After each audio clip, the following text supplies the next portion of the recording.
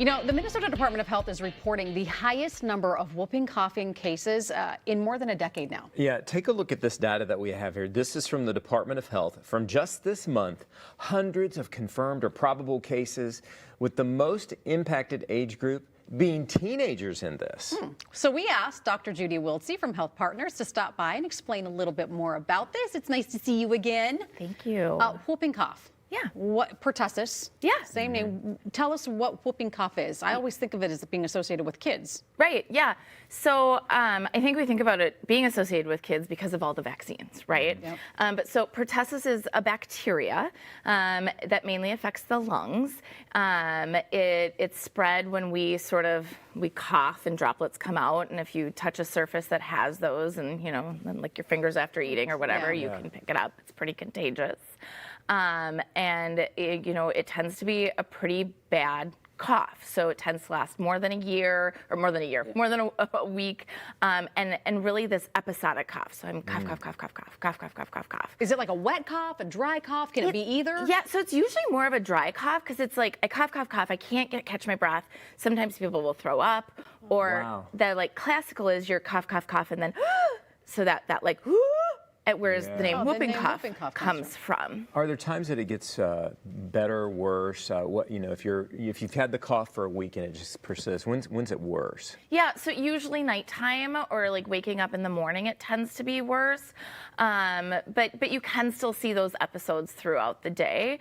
I feel like it's really, you get a cold, you're starting to get better by day 3, 4, 5. A lot of people who get pertussis, day 8, 9, 10, they still just have this gross cough. Okay.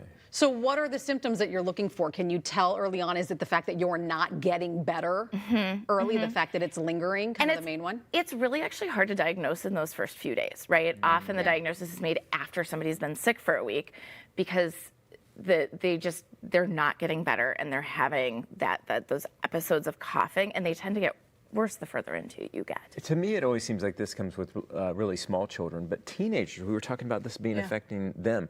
Tell us about that. What's the deal? Yeah, so we're seeing a lot of cases which historically happens every 3 to 5 years or so, right? We go through these waves where we see it. We didn't see a lot of it because of COVID. But part of the reason we see it is that waning immunity from the vaccine, right? So little kids are getting vaccinated multiple times sort of throughout. They don't go more than 3, 4 years without a vaccine.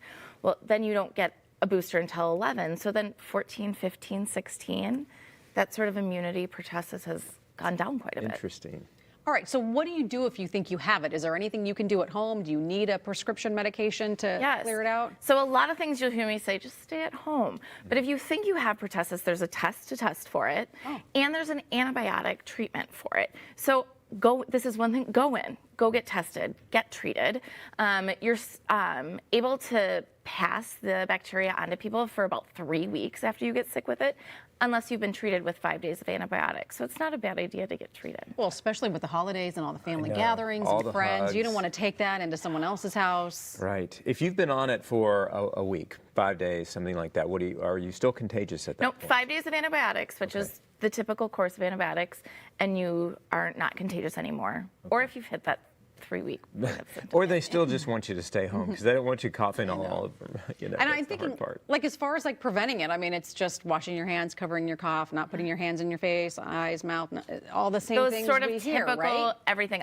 But also, get vaccinated, right? Even with that waning vaccine immunity, the more people that have active antibodies and can sort of shut down the passing of the bacteria, the less we're going to see it. Let me ask you this, because we're hearing that it's the most cases that the Minnesota Department of Health has seen in the last decade. Is that something to be concerned about? I know you said that the vaccinations and the waning, and that's kind of why we're seeing the teen group, but should we really be worried hearing that? Or is it just kind of like, just take care of yourself, go to your doctor? I think it's more of a just take care of yourself, go to your doctor. Okay. I think this is something we see over time because pertussis doesn't go away entirely. But I think it's always something to remember as we see some of the population not vaccinating as often or not staying on schedule, that can play a role as well. That makes sense. And for adults that are looking at this, can adults get whooping cough? Absolutely. So you can carry on all throughout that? Yep. About half of the people that have it right now, a little bit over, are those teenagers or adults. Or adults. Right? who didn't Dr. get their, Judy? who hasn't had a booster for 7 years. Yeah, makes sense. Yeah, Thank it's time you. to think about it. Yes, thank you. Hey, listen, if you have any questions about the health of anyone in your family, consult your doctor. We've posted the contact information for Health Partners Clinic on MinnesotaLive.com.